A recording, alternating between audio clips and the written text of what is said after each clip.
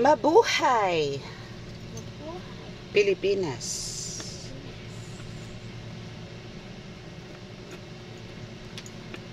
Hello, this is me again, Angel Whisper 11. Ang inyo pong lingkod. Magandang umaga, magandang hapon.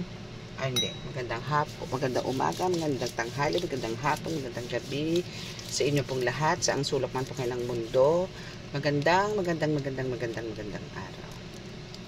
Okay, hingi po muna tayo ng presence ng ating Diyos Ama, Diyos Anak, Diyos Espiritu Santo para po tayo kalugdan sa oras na ito na tayo po ibigyan ng mensahe para po sa inyo collective, no? Okay, sa ngalan ng Diyos Ama, Diyos Anak, Diyos Espiritu Santo, ako po ay nananalangin sa inyo, Diyos Ama, na kami po ay inyong gabayan sa oras na ito, bigyan po ng tamang mensahe para po sa collective na nangangailangan po ng kanilang mga kasagutan sa kanilang po mga katanungan. Kami po naway inyong lagi iligtas sa anong kapahamakan, disgrasya, sakuna at anong klase ng karamdaman na tukso at bigyan po ng kalakasan ng pangangatawan at kagalingan, lalong-lalo po sa mga karamdaman. Maraming salamat po. Amen. Sa ngalan ng Diyos Ama, Diyos Anak, Diyos Espiritu Santo. Amen. Okay. So now is, nag-umpisa na po tayo. So live reading po tayo ngayon, ano? So gagamit po tayo ng ating hidden love messages. Okay. So ano lang naman po to. Hoping na mga siguro kaya natin ng 30 minutes, no? Okay. OMG. Matake na naman po ang aking mga doggies. Okay, so dito po muna tayo. Kukuha po muna tayo dito ng messages. Tingnan po natin kung ano pa ang pwedeng ibigay sa atin na messages from Divine ng itong ating mahiwagang kapusuan. Okay? Sa mga lahat po ng bagong subscribers, maraming salamat po. Maraming salamat po dahil kayo po ay napakalaking tulong po sa lahat sa paglago po ng ating Angel Whisper 11 YouTube channel, Spiritual Awakening and Spiritual Journey. And at the same time, minsan po nasisingita po natin ng love reading. Okay? Maraming salamat po. And sa mga nagpapahiling po, no? Kasi po may mga schedule na po ako by tomorrow hanggang till Wednesday. Meron na po tayong booking for healing and tarot reading. Maraming salamat po sa mga nag-advance na po, no? And maraming salamat po sa yung mga paulit-ulit po na nagpapareading na Maraming salamat po sa tiwala na inyong binibigay sa akin, no? At sa paniniwala po ng napakalakas sa Diyos Ama. Maraming salamat po. And sa mga nahil ko po last week, no, panalangin ko rin po na inyong tuloy-tuloy na pagaling. At wag po tayong titigil sa pananalangin dahil yan na po ang parang pinaka-maintenance nyo after po kayong i-heal. Isin na po pinaka-maintenance nyo para po kayo ay tuloy-tuloy na po ang paggaling, especially po sa mga nagamitan po na natamaan po ng mga black magic, no, is ako po ay lubos na nagdarasal o lubos po na palati po na ako ay nagdarasal sa Diyos Ama na bigyan po kayo ng kagalingan na tuloy-tuloy po, no. Okay, so kuha po na tayo ng mensahe. Tingnan natin kung ano ba ang meron, no. Paano ko ba siya shuffle? Alam niyo, bihira akong gamitin itong card na to. Bihira. Okay. So, criticizing one another will only lead you to further unhappiness. Love and accept each other as you are and your relationship will magically transform. Okay, so hindi nyo kailangan ng parang alam nyo yung sisihan, siraan, no, sumbatan. Hindi nyo po kailangan, no. Actually totoo yan. Pagka tayo po ay nagmahal, no, hindi po natin kailangan ng mga yung i-criticize nyo yung mga partners nyo, no, yung mga mahal nyo sa buhay. Hindi lang po to sa about sa mga mag-partner, mag-boyfriend, mag-asawa, hindi lang po, kahit po sa friends, relatives, no, hindi po kailangan natin, kung gusto po natin ng happiness, gusto po natin ng lubos na kasiyahan sa araw-araw, sa oras-oras, yung talagang magaan po ang buhay, no, kailangan po wala po tayong sinisiraang tao, o wala po tayong sinisisi na tao, No, kailangan po natin dito is, yun nga po, let go, let God po, no? So, yung love and accept each other as you are and in your relationship will magically transform, yun po yung, yun po yung parang pinakasusi, no? Para po magkaroon po kayo ng magically transform. Yung wala pong, hindi po natin kailangan na siraan yung isang tao. O hindi po natin kailangan hamakin yung isang tao, no? Kailangan po dito is, pagpakumbaba po tayo. Kung meron nun po pagkakamali, yung partner mo, mas maganda po yung kausapin nyo po siya in a nice way, hindi po, in a diplomatic way, hindi po yung kakausapin nyo po siya ng kasi ikaw ganto, ganyan, puro sisihan, no?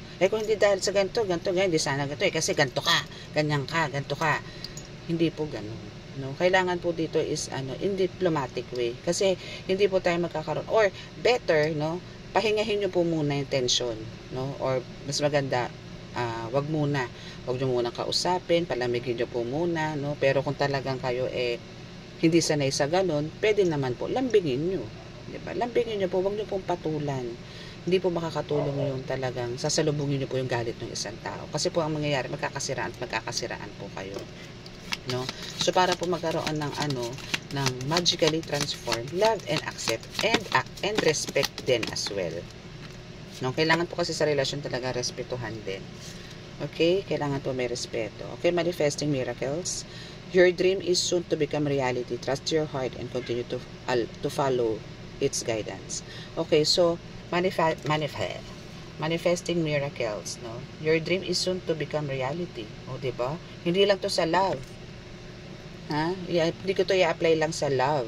Pero more on love, since nasa live reading po tayo, no, is talagang yung minamanifest mo na parang bumalik yung dating pagmamahalan nyo, dating sweetness nyo, na parang kung ano yung dating feelings nyo nung nagliligawan pa lang kayo, yung tipong may kilig lagi, yung may spark, yung ganyan, yung talagang andun yung kung asikasuhin ka, kulang na lang alam mo yon, yung subuan mo, yung mga ganyan, or bihisan mo, kulang na lang ganon, no, is magbabalik at magbabalik. Kasi, malaki ang pinagbago dito ng person mo, na parang, naging cold, no, naging parang pabaya, naging masyadong, naging kampante at the same time, pero this time, magbabalik at magbabalik yung dati na gustong-gusto mo, na ginagawa sa'yo ng person mo, no? Magiging mas maalaga siya, mas magiging mapagmahal sa'yo, kumbaga iintindihin niya lagi yung side mo, yung mga ganyan, no? Kasi isa to sa mga hiniling mo kay God, na para magkaayos na kayo. Basta parang andun nga, actually nag-adjust ka na rin dito, kasi dati nga ganun ka rin, na parang lagi mo na siyang sinisisi, or lagi parang nasa kanya yung sisi, bakit ganun na naging sitwasyon nyo, ganito, ganyan. So, this time, since nagmamanifest ka, nagkaroon ng general na transformation, as in lahat nagbago dito sa person mo, na talagang milagro na masasabi, no? Kaya congrats, kasi yung minamanifest mo is talagang soon to become reality. Okay? Basta lang, wait patiently, no? Kasi hindi naman lahat-lahat yan is nakukuha ng isang pitikan, sa isang iglap, no? Okay? Only time will tell. True. Only time will tell para makuha mo yung manifestation na yan. Yung minamanifest mo na yan is talagang only time will tell kung kailan. In God's perfect time, doon magaganap at magaganap yan. So, basta continue mo lang, no? Kasi talagang soon to become reality naman So, you have to wait, no? You have to wait patiently para talagang mangyari yung minamanifest mo na milagro about your person, sa mga gusto mong mangyari sa inyo, sa relasyon nyo, no? So, antay-antay lang tayo para dyan. Okay? Ay, may tumalsik na pala. Ay, bumaba pala. Okay. Emotions are a natural and necessary part of life, but they can also distort your perception and cloud your vision. In order to see things clearly, you must let go of resentment. Correct. Alam mo yun, kailangan talaga dito is, alam mo yun, yung mga unnecessary, no?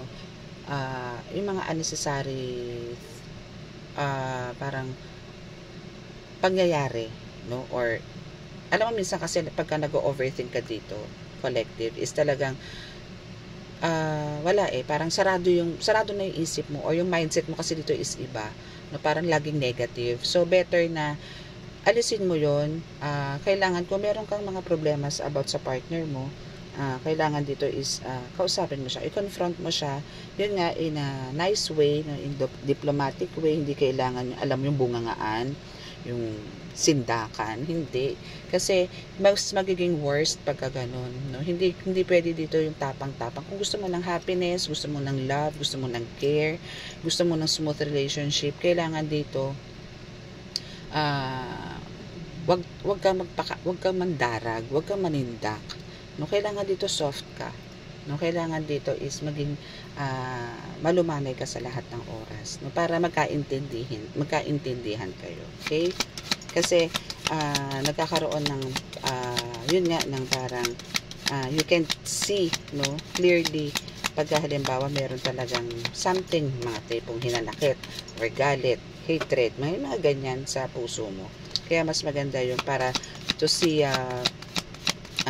vision na talagang super linaw is talagang kailangan para hindi maging cloudy, no, is kailangan magpakababa ka. Ganun lang, no, magpakumbaba, kumbaga. Okay, so, yan, see, forgiveness. Stop focusing your energy on past events, for life is too precious to waste. True. You create reality by what you think, dream, and imagine. Okay? So, forgiveness, no? Yun na nga. Kumbaga, kung meron nga talagang dito, no, is sinasabi nga, sa criticizing, sinasabi din, ano, kasi nga, wala namang taong talagang perfecto. No? Lahat naman po tayo nagkakamali. Kahit ikaw collective, for sure nagkakamali ka, pero you're always thinking na ako ang tama, eh. Tama ako, nasa katwiran ako, eh. Ganon. No, pero not all the time, no? Kailangan manalamin ka rin. Kailangan silipin mo rin yung sarili mo kung tama ba talaga yung ginagawa mo. Nasa katwiran ka nga ba talaga? Paano yung partner mo? Paano yung person mo? No, na sinasabi na kailangan kasi ganito tayo. Hindi, ikaw naman si kontrapelo. Yung gano'n. Kasi gusto mo, yung sa'yo ang masunod. No?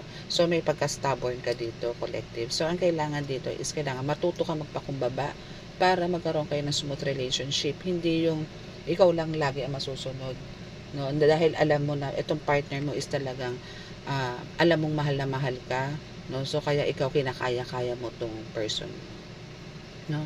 So mas maganda dito talaga is a relationship is also give and take, hindi lang love, accept, no, respect, give and take din. Kailangan din po natin ng give and take sa relationship, and forgiveness, no? Para talagang maluwag sa dibdib and talagang magkaroon kayo ng healthy relationship. Okay, so time, you are trying too hard. So, give it time. Okay, so, kailangan talaga sa time kasi is talagang important, no? Time, attention, no? Yan, napaka-importante po sa relasyon nyo. Kung wala kayong rin lang time para sa partner nyo, collective, no, is better, wag nyo nalang ituloy. Kasi, sa love, kailangan talaga para maramdaman mo yung love na tinatawag, no?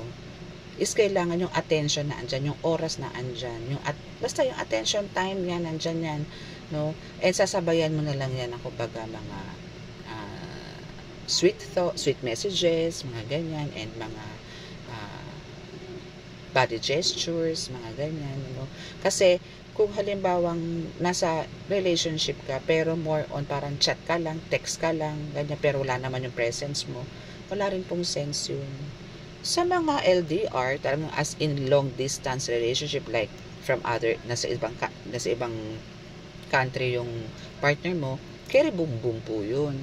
Pero pagka nandito lang naman sa within your area, no, within your location, no, hindi po ari yun, no? Hindi po siya applicable, no? Kailangan po talaga yung presence nyo na andyan, no? Na hindi nga yung naandyan nga yung presence niya, andito nga yung presence mo, no, collective, pero sige naman ang dot-dot mo sa cellphone, sige ang ML mo, sige ang COD mo, nandun ka nga, nasa tabi ka niya, pero ang dinudot-dot mo naman cellphone, wala rin pong silbi yun. Kailangan po doon pagka may babe time, bigyan mo siya ng time, no, as in time, no. Hindi yung partner mo nagbibigay sa'yo ng effort na too much time just to be with you, collective, pero ikaw, oo nga na andun din yung presence mo, no, pero yung mind mo, wala naman, naandoon sa cellphone or naandoon sa ibang ginagawa. Maybe, siguro nag-o-office ka rin, meron ka mga works, ganito, ganyan. Leave it muna kahit mga siguro mga 30 to 1 hour, 30 minutes to 1 hour, no? Bigyan mo lang ng time tong person mo para masabing, binibigyan mo rin siya talaga ng pagpapahalaga. No? Kasi, maramang, some of you, no, is, etong person mo is galing pa sa malayong lugar na binibisita ka just to be with you, then ikaw ang gagawin, magdududot-dut ka lang ng cellphone, na may kasama pang gigil, no? So, yun lang, no? Alam nyo, yung mga MLCOT na yan, ang dami naghiwalay dyan. Ang dami nag-away. Balita ko nga, may nagpatulfo pa eh. No? Kaya, medyo, ano po tayo sa mga gadgets, no? Isipin nyo po, meron din po kayong mga tao na nagmamahal sa inyo, nakapaligid sa inyo, na kailangan ng caress, intimate moments, no? Okay, so when you pass from this world, you take nothing with you but your soul and memories you have shared with those you love. Sexual union, honor the place in one another where you are one eternal soul, for there you will find true bliss. Totoo yan. Yun na nga yung sinasabi ko. Diba? You need, actually, hindi naman sa lahat ng oras is andun yung kailangan na parang okay na yun, nandun lang yung presence, no? Parang okay lang kasi andito, pero iba naman yung ginagawa mo. Hindi, no? Kailangan dito is, kumbaga, yung connection ng soul nyo na andun, meron kayo. Alam nyo ba, nagbabalik-taktakan lang kayo, nagkakwentuhan lang kayo dito. May connection na po yun. Ibig sabihin yung connection po nun, pagka merong sharing ng mga pangyayari, kahit pangit, ibig sabihin kahit hindi maganda yung balita, ganito, ganyan. At least, nakakapag-voice out kayo sa isa't isa, nagkakaroon kayo ng palitan ng mga kwento, at the same time, may mga advice, may mga kanya-kanyang opinions, may mga ganyan. Yung ganun. So, yung attachment nyo dito, mas lumalalim, no? Mas nakikilala nyo yung sarili nyo. Hindi po yung kung kailan kayo kinasal, kung kailan kayo nagsasama na, no? Is doon nyo palang marirealize, ay, ganito pala ugali nito. No? Ay, ganito pala to. Akala ko naman, totoo yung ganito. Yung pala, ganito pala. Doon ang pagsisisi na andoon. So, unlike nung nasa relationship pa lang kayo, no, nagkakakilanlan na lang kayo, paano ba? Kasi nga, pagka magkasama kayo, andun yung communication, andun yung attachment nyo, yung connection nyo is na andun. Hindi yung pagka magkasama kayo, manonood lang kayo ng sine, o nood ng sine. No, ganun lang. Hindi, wala man lang kwento-kwento, kakain lang kayo, basta ganun lang, kain kayo. Diba? Magtatambay kayo sa isang park, sa isang lugar, ganun lang din, kasi nagsa-cellphone ka naman. Yung mga ganun. Yung iba naman is talagang, sorry to say this, pero, oo, nagkakaroon kayo ng intimate moment sa isang lugar, sa isang kwarto, sa isang ganito, mamahalin pang hotel, no? Pero after nun, parang, alam mo yun, after 3 hours, wala nang kwento-kwento. Alam mo yung, wala na. Parang, my God, ang pangit.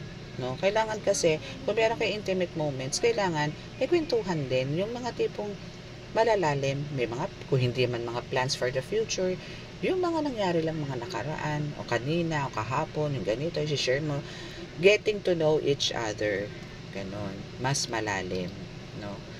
Lalo na kung talagang kinoconsider mo tong taong tong person mo, collective, is talagang sinasabi mo, siya na, no? Parang ganon. So, kailangan nyo ng mga ganyang kaganapan sa buhay. Oops. Okay, so when it comes to matters of the heart, there is no right or wrong. True, wala po talagang mali, no? Every choice you make expands your understanding of life and love. Totoo yan. 'Di ba? So talagang pagka nagmahal tayo, walang mali, walang tama. Pag nagmahal tayo, parang lahat tama. No, parang lahat yan tama. Kasi mahal mo yung tao eh. Diba parang kahit nasabihin ng tao na parang ano ba yung hahamakin ng lahat. Mga ganun, diba? So, dito is parang kahit na anong paninira ang gawin sa'yo dito ng mga tao dito sa person mo, collective, mahal mo eh. No? So, tatanggapin mo. Pero kung hindi love yun. No? Kasi andyan yung, tsaka pagka nagmahal kayo, wag nyong ipuwersahin na magbago. Kasi sa unat sa pool ba? Tama. Parang, bago mo yan nakilala, ganyan na yan eh. Pero kinilig ka, na in love ka, na love at first sight ka pa nga na tinatawag. Then all of a sudden, nung naging kayo na, ang dami mong gustong baguhin sa kanya. Andong bawal ang may nail polish, bawal ang may lipstick, bawal ang may lip tint, mga ganyan. Pagdating naman sa lalaki, bawal ang naka-gel, ayoko ng ganyan pabango mo, ayoko ng ganyan damit mo, ba't ganyan ang sapatos mo, ang dami mong sita. Pero nung nakilala mo siya, ganun na siya eh. So wala kang dapat baguhin doon, no? So ang kailangan doon, kumbaga, kung ano siya, tanggapin mo.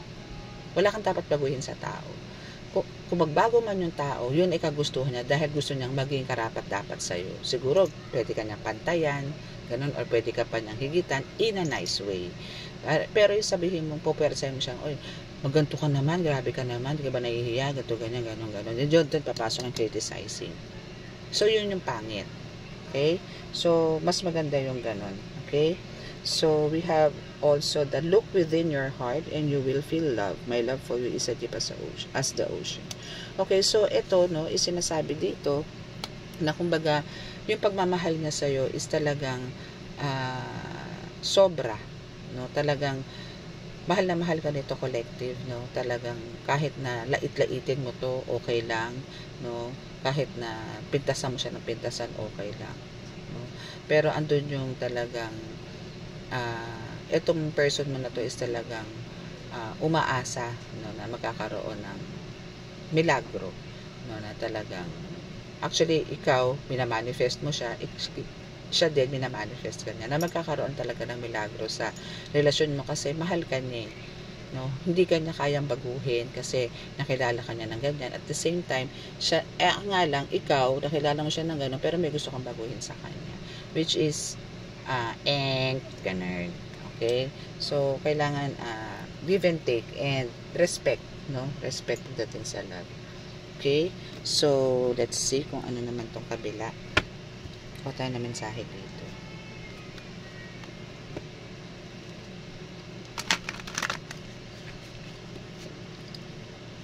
Kuha tayo na mensahe.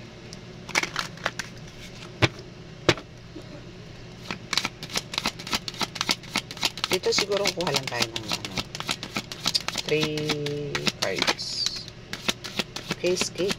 I left when things go hard. Kasi nga parang yun lang yung way niya eh, para mapakalma ka dito, collective. No? Parang kailangan niya munang umiskapo, kailangan niya munang umiwas para hindi nila yung gulo. So, kaya kailangan medyo distansya muna siya kasi kesa lumaki ang gulo, napunta sa hiwalayan. So, ano muna siya? Parang lie low, no? And next is reveal. I want to tell you the truth, no? Na talagang parang ang sinasaloob niya dito is talagang gusto niya sana, no, na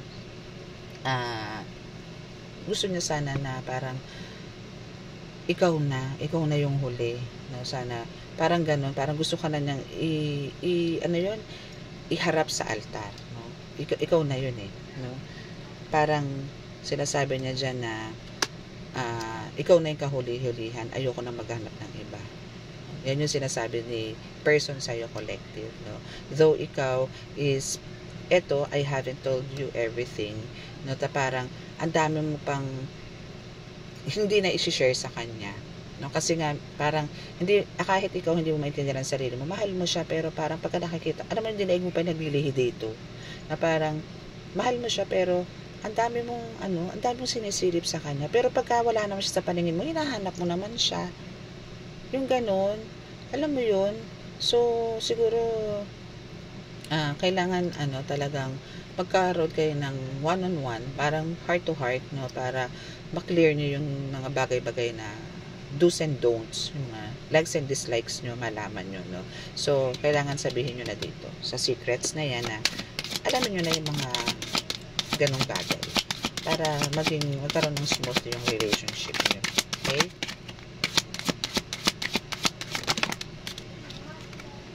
Unappreciated, yes. I felt like you didn't care.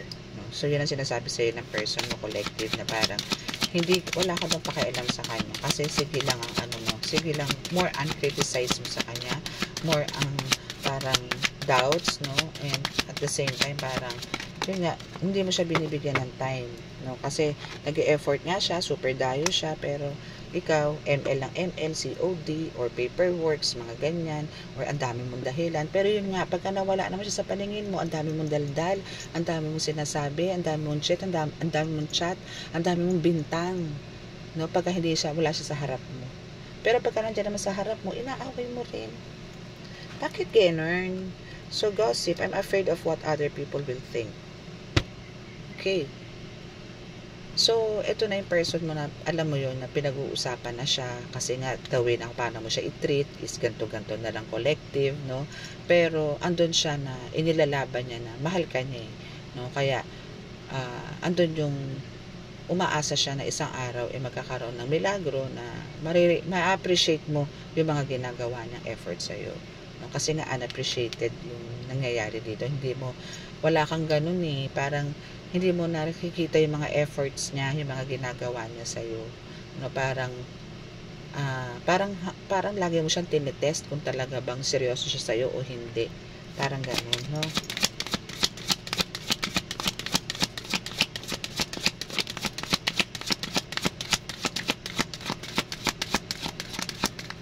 Okay, last card po tayo.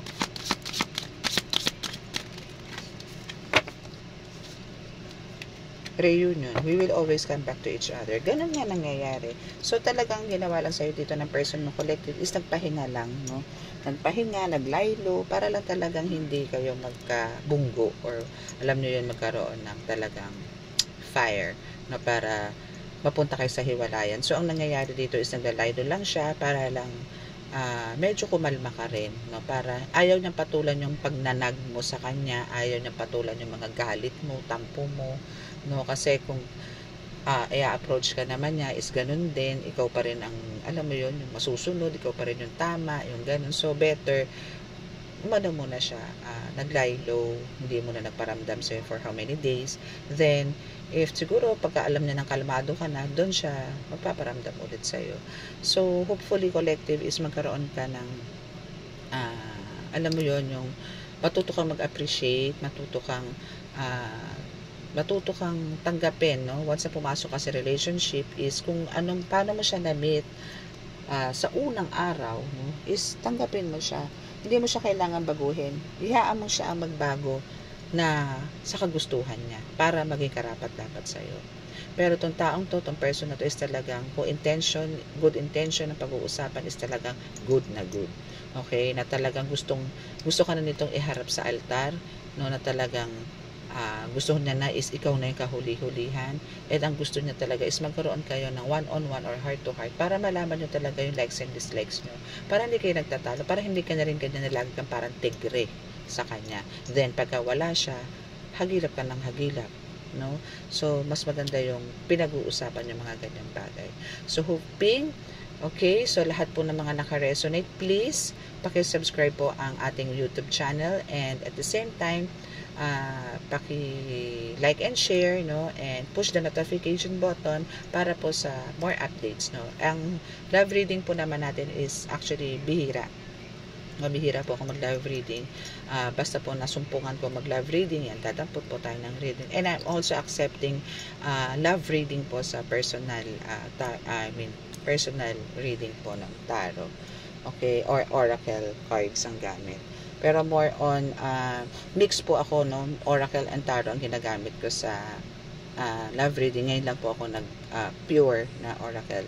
So, yun lang po, no? Then, always make sure po na once na pumasok din po kayo sa relasyon, is kailangan din po natin ng guidance from God. Kasi, kung wala po tayong guidance from God, yung galit nyo, saan ba nang kagaling yan? Sa mga demonic entities po yan, no? Sa mga parang nababangga nyo na mga spirits na negative, no, na-absorb nyo.